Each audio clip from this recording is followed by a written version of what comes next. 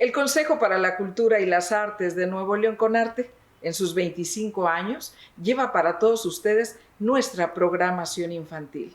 Bueno, pues en esta ocasión, jugando con letras, formas y colores, tendremos el cuento ¿Dónde viven los monstruos?, de Maurice Sendak. Bueno, pues en esta ocasión tendremos a Miquel del Toya, al escritor Miquel del Toya, con nosotros.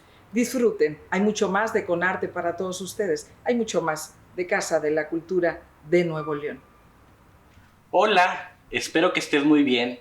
Yo soy Miquel del Toya, soy poeta y narrador, afincado aquí en la ciudad de Monterrey.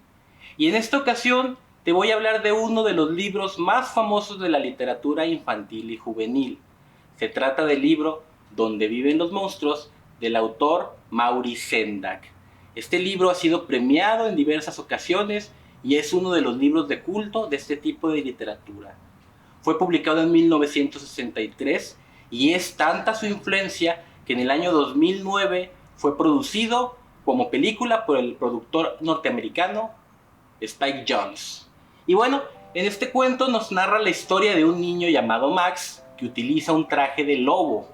Un traje de lobo que esto es muy simbólico porque en la literatura los lobos son esa personificación de todos los males. Max, con su traje de lobo, se pone a hacer travesuras en su casa, a lo que su mamá enojada le dice: «¡Eres un monstruo!» Y él le responde: «Te comeré». Naturalmente la madre se enoja y lo manda con el peor de los castigos: irte a tu cuarto sin cenar. Entonces Max ve cómo su habitación se va convirtiendo poco a poco en un bosque. Van surgiendo los árboles y más árboles y más árboles, y de repente surge un océano, y en ese océano hay un bote con su nombre. Max se sube a ese bote y navega durante semanas y semanas, quizá un año, y llega a una tierra, a una isla extraña donde ahí viven los monstruos. Entonces se topa con un par de monstruos con garras afiladas y dientes ponzoñosos, y le dicen: «Te comeremos». Pero el pequeño Max utiliza uno de los trucos más grandes. Se les queda viendo fijamente y sin parpadear, a lo que los monstruos atemorizados le contestan: «Tú eres el más temible de los monstruos», y lo coronan rey. Y tras ser coronado rey, Max, el nuevo rey de los monstruos, decide que comiencen las celebraciones, y se ponen a celebrar, y se ponen a cantar, y se ponen a reír, y todo muy padre, hasta que de repente Max se enoja y les dice: «¡Basta!», y lo regaña como a él lo regañaron, mandándolo a su habitación sin cenar. De repente el pobre Max está ahí solo, después de haber regañado a sus súbditos monstruos. Se siente muy solo, muy pero muy solo, y él en ese momento desea que alguien lo ame como nunca. Entonces de repente huele a ese aroma rico a comida del otro lado del mundo y decide abandonar a sus súbditos. Va caminando a la costa, sube de nuevo al bote y los monstruos le dicen: «No te vayas, te queremos», pero él les contesta: «No, ha renunciado al trono, ha decidido volver a casa». Max comienza a navegar nuevamente de retorno. Navega durante semanas y semanas, quizá un año, y de repente vuelve a su habitación, en donde ya no hay ningún bosque, en donde ya no hay árboles, pero en donde sí pervive ese aroma delicioso a cena y sobre todo una cena calientita. Y pues bueno, esta historia es una de las más famosas, como ya lo mencioné antes. Spike Jonze lo llevó a la pantalla grande y fue una película aclamada. La historia de Max nos deja muchísimas enseñanzas, sobre todo este viaje de introspección, un viaje hacia uno mismo. La sociedad ha decidido englobar todo lo malo en la palabra monstruo. La violencia, el odio, el enojo, el rencor, los celos. Los monstruos son aquellos que nos hacen daño. Pero ¿qué pasa cuando tenemos monstruos internos? Porque eso, hay monstruos dentro de nosotros. El personaje de Max es un niño travieso.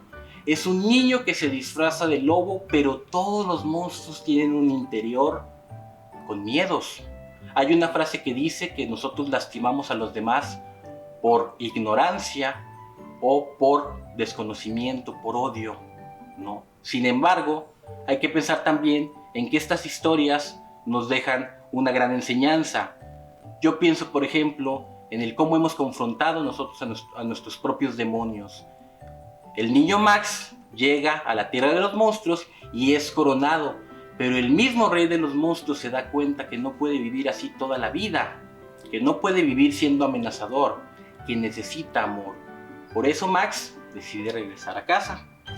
¿Quiénes son los monstruos?, nos preguntamos. Pues eso, lastimamos por miedo, por ignorancia.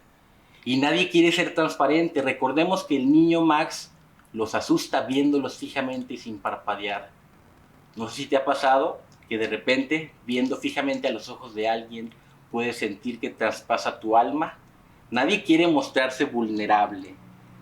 El mejor compañero y el peor enemigo de los monstruos es la soledad, y eso es muy irónico, porque Max, en trascendencia del personaje, se da cuenta que no quiere estar solo. Todos nosotros, cuando estamos enojados, nos vamos dando cuenta que necesitamos a alguien, pero eso sí, no hay que pensar en la soledad como algo nocivo. También a veces es bueno darnos cuenta que estando solo podemos confrontarnos a nosotros mismos, podemos reflexionar. En la historia el tiempo es líquido. El niño Max navega durante semanas y semanas y semanas, pero cuando regresa a casa no ha pasado ningún momento. Cuando regresa a casa se ha roto ese castigo. Puede disfrutar de una rica cena, y eso nos demuestra el amor de mamá, que aunque en enojo le dijo que era un monstruo, sabe que lo quiere, sabe que lo adora.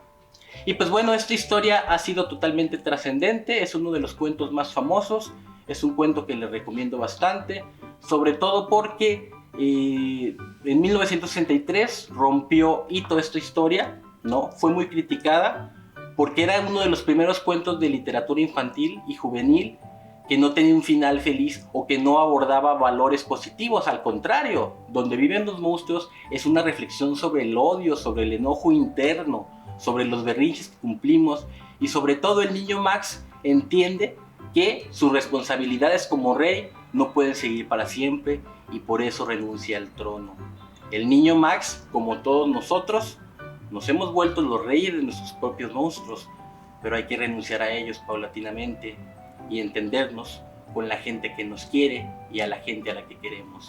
Y pues bueno, esto es todo. Espero que te guste mucho esta historia y espero que puedas buscarla y que sobre todo disfrutes de la cultura, de la lectura y de todos estos canales que durante estos tiempos complicados nos hacen bien. Muchísimas gracias y nos vemos a la próxima.